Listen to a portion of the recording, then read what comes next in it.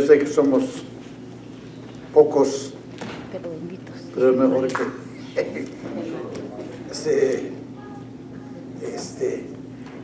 pues da alegría, da gusto. Muy preciosos cantos los hermanos que los escribieron, inspiradores, porque nos hacen realmente pensar. Me gustó el último, ¿verdad? Si Señor, tú no vas conmigo, no quiero ir. Eso pasa en las familias, ¿verdad? En los amigos, en los esposos. No, si no vas, pues yo no voy. Porque tenemos confianza, seguridad de que nos sentimos apoyados, moral, espiritual y a lo mejor hasta financieramente, ¿verdad? Si cualquier cosa dice, pues hay que responder el amigo, el esposo, la esposa. Y en el caso espiritual, hermanos, eso es muy importante. Si Dios no está con nosotros, no va con nosotros. Ya les compartí ese dichito. Una compañera de trabajo hoy se retiró, hoy fue su último día. Yo no estuve porque es mi día de descanso. Y me decía, don Aquiles, dígame algo, quiero llevarme un bonito recuerdo de usted. Y aparte de otras cosas que le dije, ¿verdad? Que había sido una experiencia bonita haber trabajado con ella, compañera, porque ustedes saben, hermanos, que en los trabajos a veces hay compañeros que yo le he dicho a la supervisora, hay personas que cuando vienen dan mucha alegría y hay otros que cuando se van también nos dan mucha alegría. ¿Es verdad, sí o no? Por alguna razón, ¿verdad? Entonces me decía le escribí realmente el texto de Josué 1:9. ¿Quién sabe qué dice? Mira que te mando que te esfuerces y seas valiente. Ni desmayes, porque yo estaré contigo a donde quiera que vayas. Y luego eso que aprendí hace mucho, que dice, si nos conocimos y te olvidas de mí, no has perdido nada. Pero si llegas a conocer a Cristo y te olvidas de Él, lo has perdido todo. Es verdad, si nos olvidamos del Señor.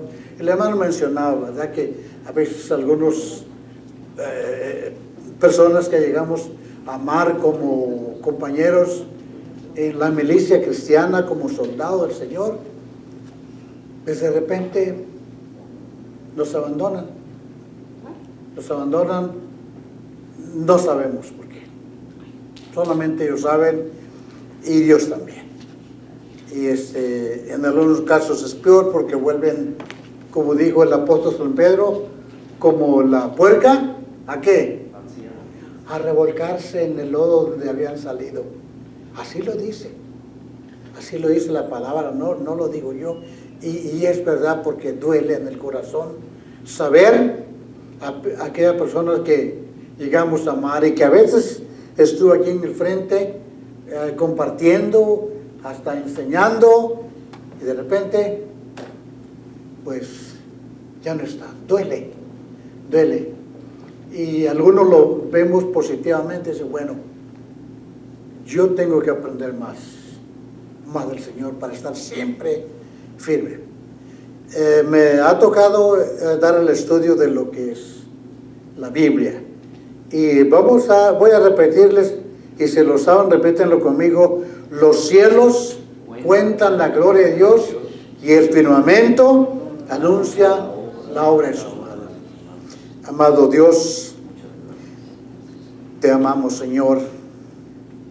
Gracias porque algunos de nosotros hemos estado años y años siguiéndote. Hemos tenido serios problemas, hemos llorado, hemos pensado que ya no llegaremos más allá, pero en tu bondad y en tu misericordia tú nos permites. Gracias, en mi caso, Señor, gracias por tantos años, gracias porque hubo alguien que se interesó en mi persona, en mi alma, y llegué a creer, aceptar, y aún continúo aprendiendo, estudiando su palabra, porque nunca se termina, se acaba, Señor. Hay muchísimas cosas que tenemos que aprender. Gracias, Padre, por la oportunidad que tus hijos, mis hermanos, nuestro pastor de Galilea me permite tomar este lugar y compartir con ellos. Gracias, Señor. Bendice a los que ya lo han hecho. Gracias, Padre, porque sin duda se han esforzado por compartir con nosotros una enseñanza divina. Gracias por los que han estado antes de nosotros y que algunos de ellos murieron sacrificados por creer y permanecer en esta verdad. Ayúdanos esta noche, Señor. Te lo suplicamos en nombre de Cristo Jesús. Amén. Amén. No voy el guía que se me dio, no voy a entrar todavía en eso porque quiero hacer una introducción a lo que es la Biblia, lo que es la palabra de Dios, sin hacer más ¿cuántos libros tiene la Biblia? 66. ¿Cuántos? 66. Necesitamos conocer nuestro libro. 66 libros tiene la Biblia. Y está dividida en el Antiguo y el Nuevo Testamento. Esa es nuestra Biblia que necesitamos conocer. La Biblia, por lo menos en este país, fue inspiración para los, le dicen los padres de la nación, que escribieron la Constitución. De ahí sacaron muchas cosas, muchísimas cosas. Y mientras se obedecía y se ejercía esa enseñanza, realmente el país llegó, como luego dicen, la edad de oro, ¿verdad? Hasta arriba, era un país súper poderoso. Pero desafortunadamente la gente empezó a alejarse del Señor. Desafortunadamente. Una ocasión tuve la oportunidad de ir a predicar en la iglesia de Amarillo, iglesia hispana. Y el pastor me rogaba que por favor diera testimonio de lo que estábamos haciendo allá. Pues las experiencias personales de otros hermanos las compartimos, y le decía, entre otras cosas, que todavía hay misioneros allá en México de este país, pero dice, ¿cómo quisiéramos que la gente aquí tuviera el mismo sentir de aquellos hermanos que no tienen nada, que sufren, y a pesar de la escasez, del aprieto en que viven, siguen siendo fieles al Señor? Siguen siendo fieles al Señor. Hermanos, es bonito, ¿verdad? Es bonito. El presidente de los Estados Unidos, cuando recibe el cargo, ¿qué hace? Pone su mano sobre la Biblia como una promesa de que él va a decir, hacer lo mejor, a decir la verdad y a respetar las enseñanzas que tiene la Sagrada Escritura, porque hay oportunidad para que muchos de ellos hagan mucha validez. Pero ahí un requisito, una tradición que este país tiene y que muchos lo hacen: la Biblia. La Biblia. Quiero también mencionar, hermanos, que hay un buen número de libros en el mundo que les llaman también libros sagrados. Hay muchos. Quizás algún día tropecemos con ellos, o personas que tienen esa creencia y que quieran compartir, o tal vez nosotros caigamos en el error de creer que eso también es una revelación divina. El apóstol Pablo les dijo a los hermanos que no se dejaran llevar, y dijo también que si alguien escribía otro evangelio, es maldito. Es maldito. Entre los libros sagrados que hay, que la gente los conoce. El primer libro que más se ha publicado, que más se ha traducido. Es más, en algunos lugares, según lo que leí yo en el libro, es el único libro que se ha traducido. En algunos lugares es el único. Después sigue el Corán. ¿Qué religión tiene el Corán como su libro sagrado? Los musulmanes. Recuerdo haber visto en las noticias una ocasión, por allá en esos países, alguien creyente quemó un libro de esto, de eso del Corán, y lo asesinaron. Número 3, no sé cómo se pronunciará, pero dice Upanishad, los libros de Vedas, Rig Veda, Mahabharata, Bhagavad Gita, Guru. Todos esos libros tienen por sagrados en la India. Un hermano misionero que fue allá, entre otras, hay bastantes religiones, y como todas las cosas, ¿verdad?, se han hecho diferentes ramas. Dice que ese lugar, en algunos lugares en la India, cualquier persona que quiera pasarse de iluminado, de un líder espiritual, se sienta por allí y empieza a enseñar, a gritar, a predicar. Y dice que al hermano se le hacía difícil, ¿verdad?, cómo evangelizar a la gente. Pues también hizo lo mismo. Hizo un banquito, una cosa, y se puso ahí a predicar la palabra de Dios. Así fue como empezó su ministerio en ese lugar.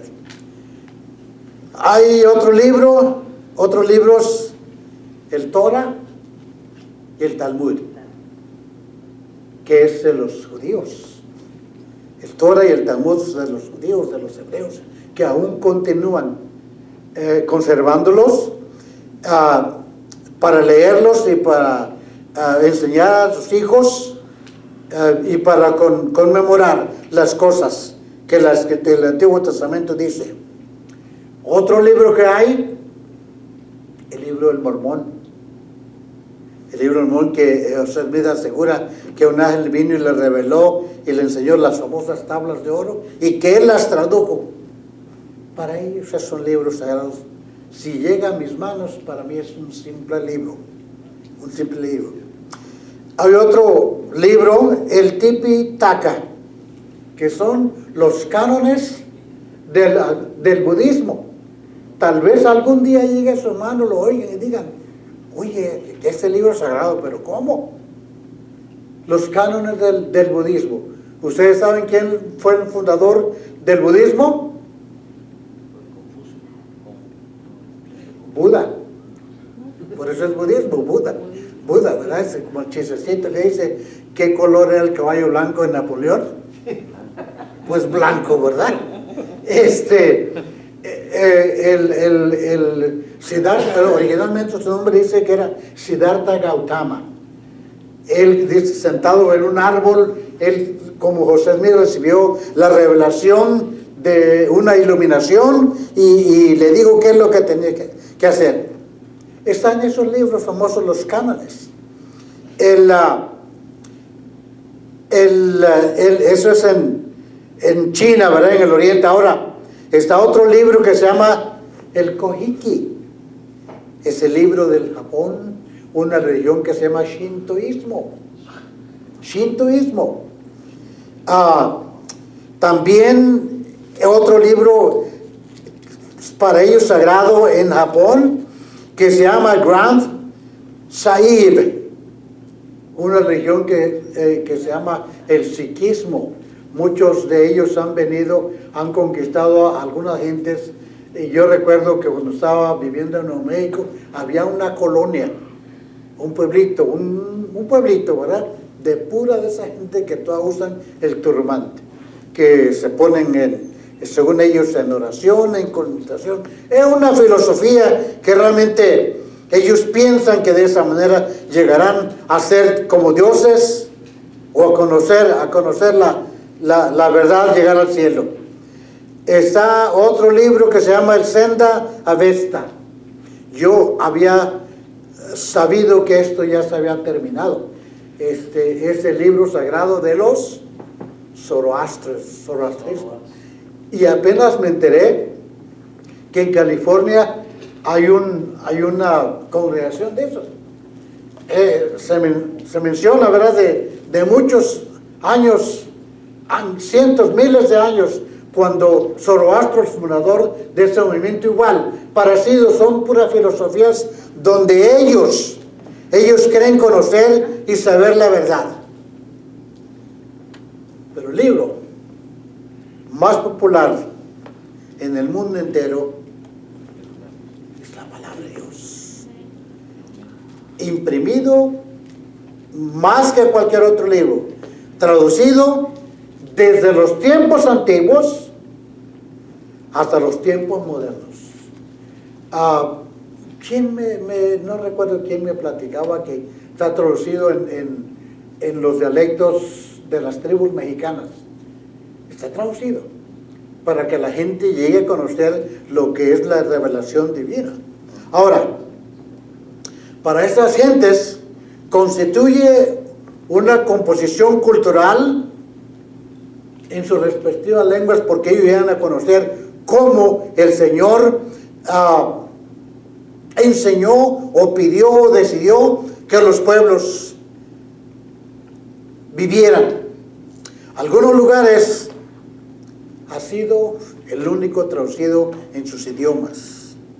Ahora, del arameo y del arameo y el griego, del arameo y hebreo se tradujo al griego. Hay una historia al final del siglo tercero y segundo antes del Señor Jesucristo, antes de su nacimiento, había un rey Ptolomeo en Egipto que, no sé si hablan oído de esto, que agarró 6 escribas de cada tribu del pueblo de Israel y les dijo: quiero que me traduzcan del hebreo al idioma griego todo el Antiguo Testamento. Había una biblioteca famosa en Alejandría y él quería tener la Biblia para que la gente tuviera acceso, por lo menos los estudiosos, a eso. Milagrosamente, hermano, esos 72 personas, hombres, escribas, se fueron a diferentes lugares. Tuvieron su tiempo escribiendo, traduciendo. Milagrosamente, cuando regresaron, dice la historia, que todos habían escrito exactamente lo mismo. Habían traducido sin ningún error exactamente lo mismo. Fue un milagro, es un milagro divino. Es reconocido esto, ¿verdad?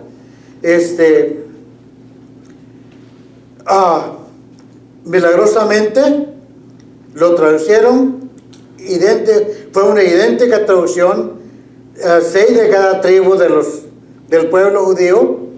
Ahora, dijimos que hay 39 libros del Antiguo Testamento y 27 del Nuevo Testamento. Aproximadamente, en las notas que me pasaron, entre 1600 y 1800 años se llevó para que se escribiera el Antiguo Testamento. Hubieron muchos años. Sin embargo, el Nuevo Testamento solamente se escribió en escasamente 50 años. Escasamente 50 años. La Biblia. En la mente de los hombres cristianos, la idea de la Biblia era una revelación divina que no se podía separar de la manifestación del Señor. La revelación es siempre una actividad de Dios, sin importar el medio. El apóstol San Pablo, escribiendo a los Romanos, dice que Dios se reveló a través de muchas cosas. De muchas cosas se reveló al Señor. Pero la gente prefirió adorar animales, ¿verdad? Otras cosas antes que al Señor. Los escritores de la Biblia, y esto es importante encontrar esta nota, si ustedes se fijan, hermano, ellos en la Biblia nunca vamos a encontrar que ellos tratan de probar la existencia de Dios. Nunca. En ninguna parte de la Biblia yo les puedo asegurar que había Dios, yo les puedo asegurar que esto es verdad. Al contrario, ellos dan por hecho. ¿Saben por qué? Porque ellos tuvieron experiencias con Dios. Ellos tuvieron experiencia con el Señor. El hombre, dijeron ellos, que niega a Dios, están negando el derecho de que Dios gobierne su vida. Ellos nunca, los escritores, trataron de convencernos a nosotros, a la humanidad, que Dios existía. Por otro lado, tenían una conciencia, si leemos cuidadosamente la Biblia, de Dios, y allí se funda la seguridad y la confianza que ellos tienen en Dios. Nunca quisieron convencer a nadie porque ellos sabían en su corazón. La Biblia nos llegó porque Dios se reveló a los hombres. La Biblia la tenemos porque fue el Señor que tomó, Dios Todopoderoso, la iniciativa para darnos a ver a nosotros. Gozaron con experiencia con Él, la experiencia que tuvieron con Dios, y la escribieron. Por eso es que tenemos la Sagrada Escritura, la palabra de Dios. Ahora, recibieron, no cabe duda, pensamientos divinos y tuvieron experiencias con Él y las escribieron.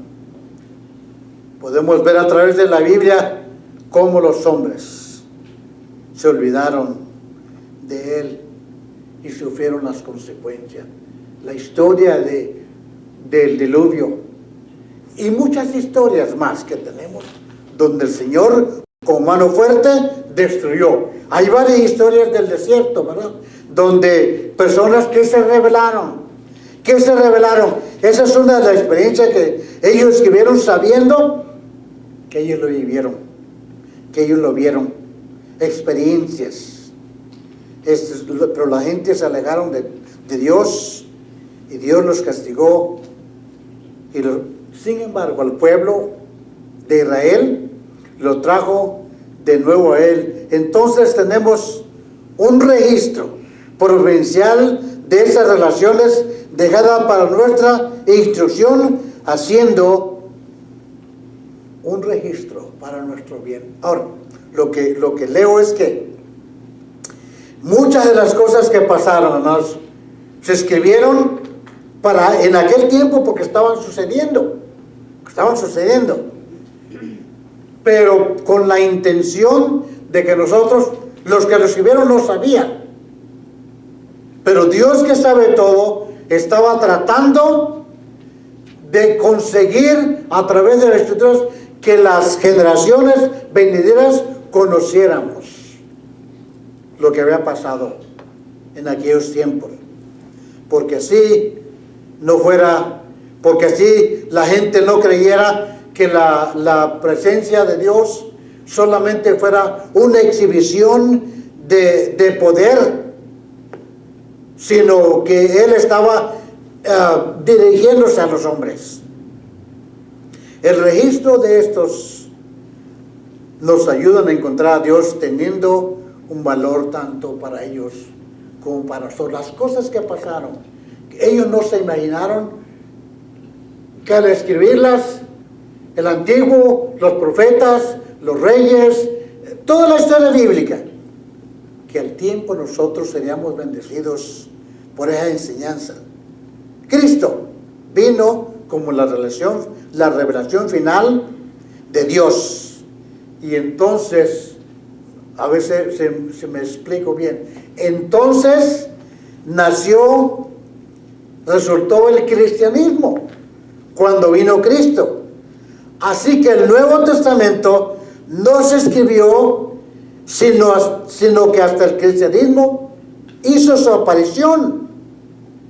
El Nuevo Testamento no produjo el cristianismo, sino que el cristianismo produjo el Nuevo Testamento.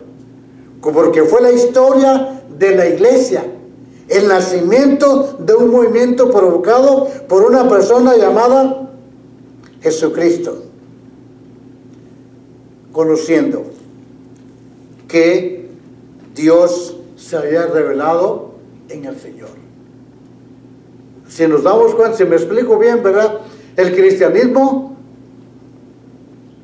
no fue resultado del venimiento del Señor, pero el Nuevo Testamento se escribió después. Ahora, la Biblia registra eventos en los que Dios se revela a sí mismo a los hombres, capacitándonos para conocer, para tener una comunión con Él. Le preguntaba a mi esposa, hay un libro que es el título, ¿puede el hombre llegar a conocer a Dios?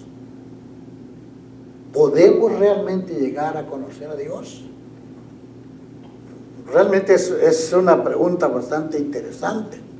Cuando Dios pactaba con Abraham y sus descendientes, estaba mirando más allá, ya que por medio de ellos, lo dice la Escritura, todas las naciones, no dice las razas, todas las naciones serán bendecidas. Israel, el pueblo judío, será una nación misionera. Dios tomó la iniciativa y no el hombre, viniendo como un libertador al Señor, como un ayudador y no como un Dios ausente. ¿Se acuerdan que Felipe dijo al Señor, enséñanos al Padre y nos basta? Él dijo, yo estoy aquí. Yo estoy aquí. Así era la revelación. Enséñanos al Padre y nos basta. Solo Dios puede dar a los hombres el poder para verlo y reconocerlo. Dios es el cenit, es lo máximo de la historia bíblica, moviéndose hacia la realización de un propósito. Y este propósito lo encontramos en la realización, en el advenimiento, nacimiento, muerte y resurrección de nuestro Señor Jesucristo. Los agentes especiales de Dios para volverse a sí mismo, para revelarse a sí mismo, fueron los profetas, como un acto oficial. Tenemos hoy por hoy, ¿verdad? Es realmente importante y a mí me agrada cuando nos preocupamos o se preocupan por llevar a nuestro pastor al Señor, porque de esa manera el Señor la ilumina y nos revela lo que realmente nosotros necesitamos. Cada generación o cada pueblo, yo he tenido la experiencia con pastores que cuando llegan a un lugar y ven la congregación, la respuesta del canto, nos pueden decir, no justificadamente, pero dicen, parece que su congregación le hace falta algo, porque ellos ven más allá, ellos ven el nivel espiritual. Hermanos, los profetas, los siervos de Dios, Dios los capacita para que nos enseñen y nos hagan saber lo que necesitamos saber en las cosas sagradas. Ahora, los profetas fueron individuos con un sentido especial de un llamamiento y de una misión proveniendo de Dios. Hombres convencidos que tenían una conciencia, que tienen un mensaje de Dios para su pueblo de ese día. Su mensaje fue de condenación para algunos, por los pecados y por la impiedad del pueblo. Y sin embargo, al mismo tiempo, su mensaje fue al mismo tiempo de gracia y esperanza. Los judíos, como hay algunas congregaciones exclusivas que piensan que ellos son los únicos que están cerquitas de Dios, ellos son los únicos que van a heredar el reino celestial. Los judíos llegaron, es una debilidad humana. Yo les compartí también, ¿verdad? Que tenía unos libros y los conservaba porque el hermano otra doctrina las expresaba muy bonito. Sin embargo, decía al final de cada artículo que él escribía, cosa que no me agradaba, decía, el que no es bautista no es cristiano. Hermano, no podemos afirmar eso. Solamente Dios conoce el corazón. Vamos a decir que eso es un error, ¿verdad? Los judíos llegaron a pensar así, que el único pueblo que Dios amaba eran ellos, y las demás, los gentiles llamados, no tenían parte ni esperanza en la herencia celestial. Sin embargo, solamente un ejemplo, ¿verdad? Debemos recordar a Jonás. ¿A dónde fue a predicar? No eran judíos. No eran judíos. Era una gente. Sin embargo, cuando él les predicó, les dijo, si no se arrepienten, Dios va a terminar con ustedes. Inmediatamente reconocieron que el mensajero hablaba, me imagino, con tanta seguridad que ellos se arrepintieron. Ese es uno de los casos. Y quizás habrá más que no sabemos. Entonces, fueron pues los profetas personas que llamaron al pueblo al arrepentimiento, les hablaban duro y del castigo. Algunos de ellos pagaron las consecuencias. Al mismo tiempo les hablaba del amor, de la bondad, del perdón, del cuidado que Dios había tenido y tendrá de ellos. Y tendrá de ellos. En la Biblia dice, en el Antiguo Testamento, dice, el justo por la fe vivirá. No dice el justo por la fe, porque él ha puesto su confianza en el Altísimo, en el único. Me gustó lo que leyó el hermano, ¿verdad? Parecía que estábamos de acuerdo. Las gentes hacen dioses de cualquier cosa. Les mencioné la lista de libros sagrados. Sin embargo, en México tenemos un libro de los mayas llamados el Popol Vuh. El Popol Vuh.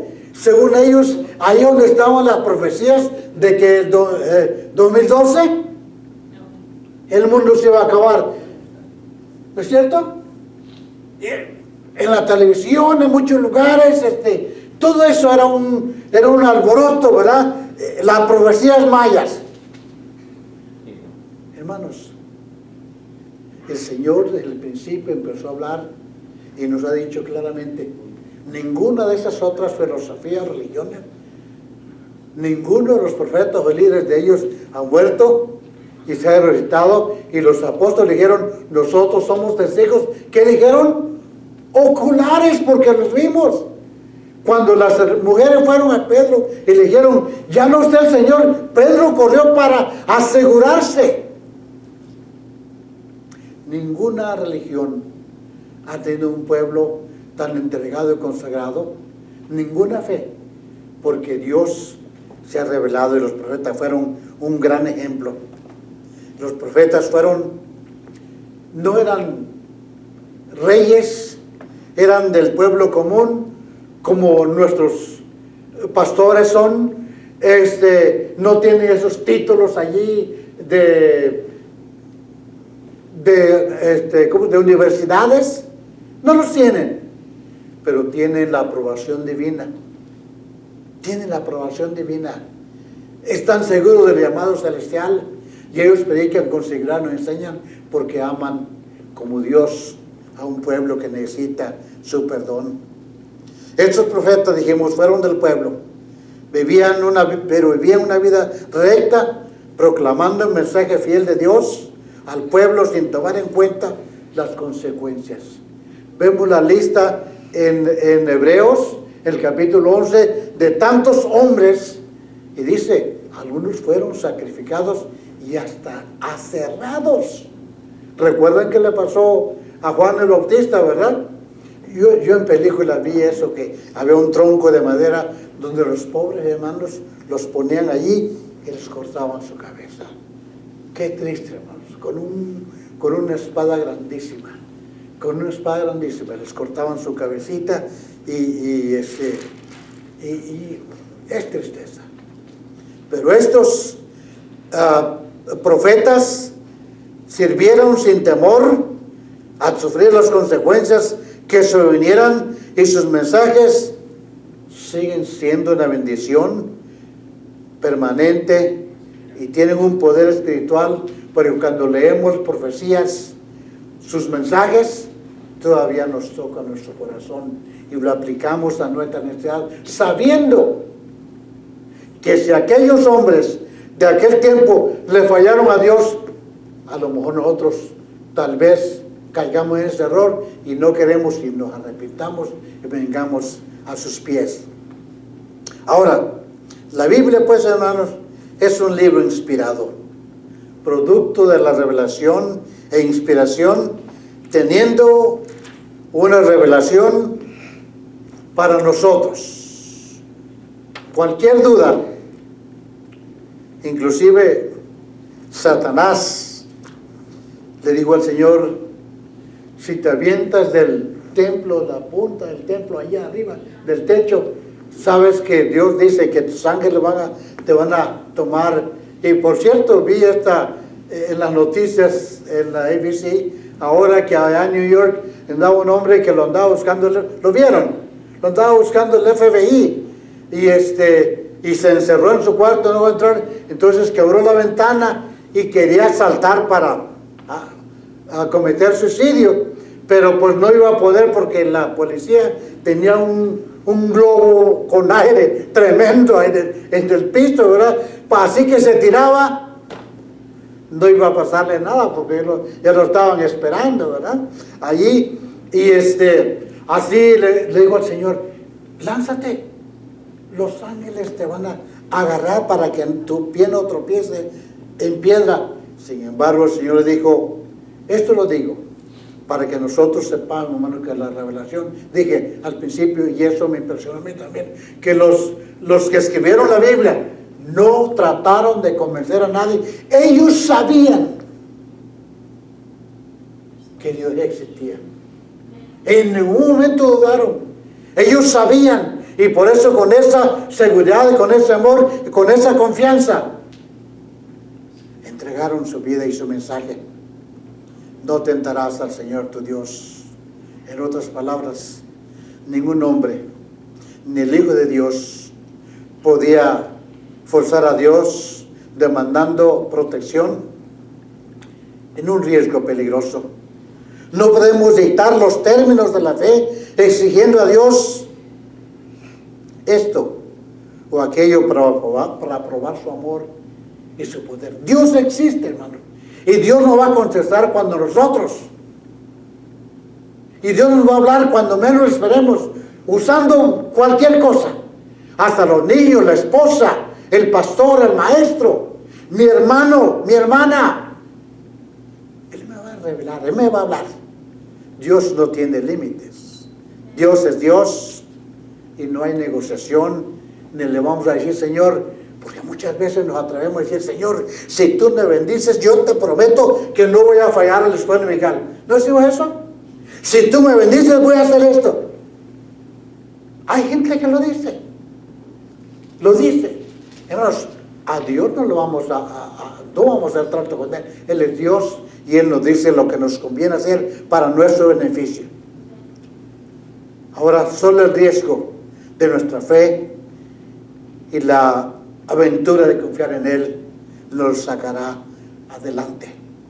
La Biblia, pues, no es un libro de reglas al que se puede acudir para encontrar dirección específica para cada situación particular que puede surgir en nuestra vida. La Biblia no es un libro de reglas.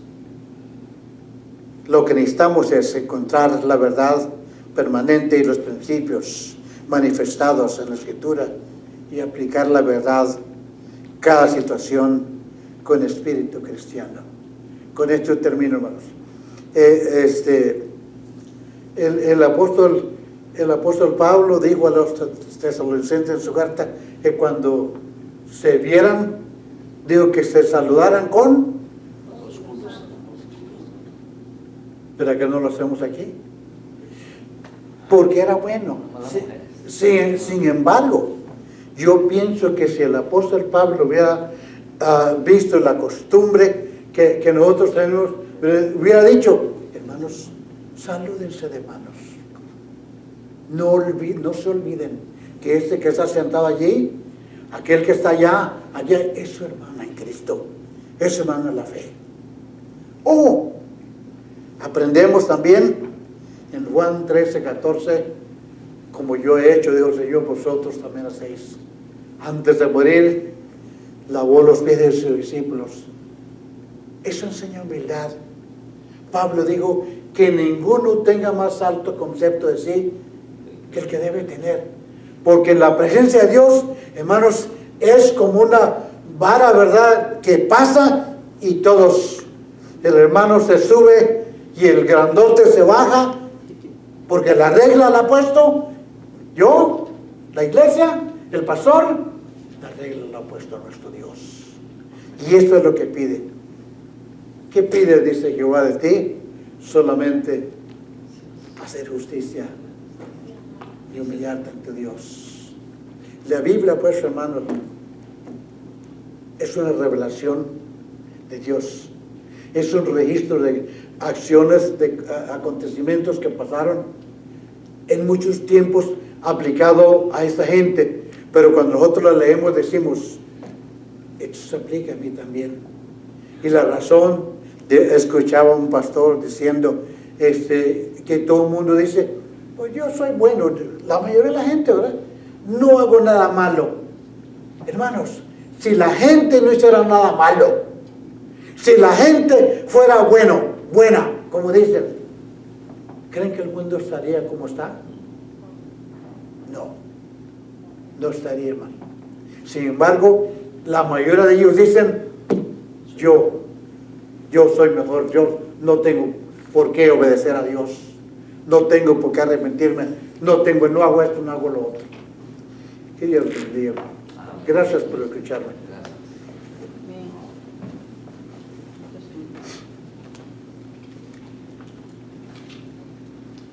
Gracias, hermano.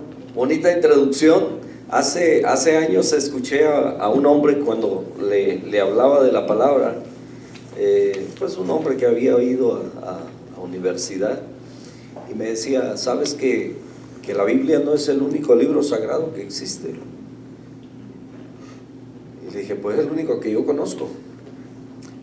Y bueno, pero este estudio de esta noche realmente nos da mucha seguridad, el saber, ¿verdad?, que enseña de el único hombre que divide la historia, el único hombre que vino y murió, que su nacimiento fue sobrenatural, ¿verdad?, y que murió y que no se quedó en la tumba, sino que resucitó. Y entonces me mencionó este hombre varios de esos libros, de los que mencionó también esta noche mi hermano. Y se consideran que hay alrededor de siete libros sagrados en el mundo.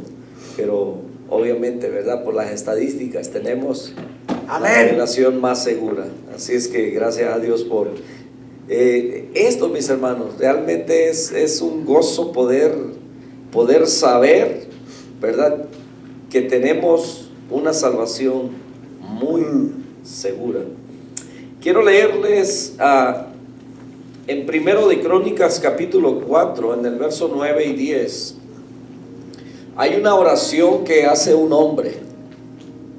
Yo creo que en muchas ocasiones cuando nosotros traemos nuestra necesidad ante el Señor, ¿verdad?, queremos que Él responda.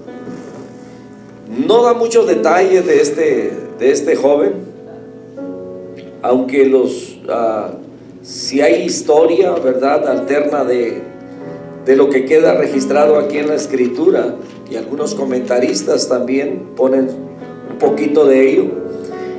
Dice en el verso 9 y 10 de primer libro de Crónicas 4, dice, y Jabes fue más ilustre que sus hermanos, al cual su madre llamó Jabes, diciendo, por cuanto lo di a luz en dolor. O sea que el nombre de Jabes en realidad significa dolor. Es el significado de Jabes. E invocó Jabes al Dios de Israel diciendo en el verso 10, oh si me dieras bendición y ensancharas mi territorio, y si tu mano estuviera conmigo y me libraras de mal, para que no me dañe. Y luego dice la última parte, y le otorgó Dios lo que pidió. Y entonces los comentaristas dicen que la palabra hebrea que significa dolor, y para que no fuera como un signo de mal agüero, y que se le conceda una vida bajo la bendición y protección de Dios. El territorio alude al sustento. En la narración, la voluntad de Dios de responder a las oraciones sinceras es un tema prominente respecto a la concesión de expansión territorial y protección divina como respuesta a las oraciones. Mis hermanos, cuando estamos viviendo y caminando bajo la voluntad y la dirección de Dios, por supuesto que Dios va a escuchar todas nuestras oraciones, y en muchas ocasiones vamos a recibir de parte de Él la respuesta. Pero hay peticiones, hay oraciones que quizás hacemos que Dios no que no las escuche, sino que no las responde como nosotros queremos, porque es conforme a la voluntad de Dios. Amén.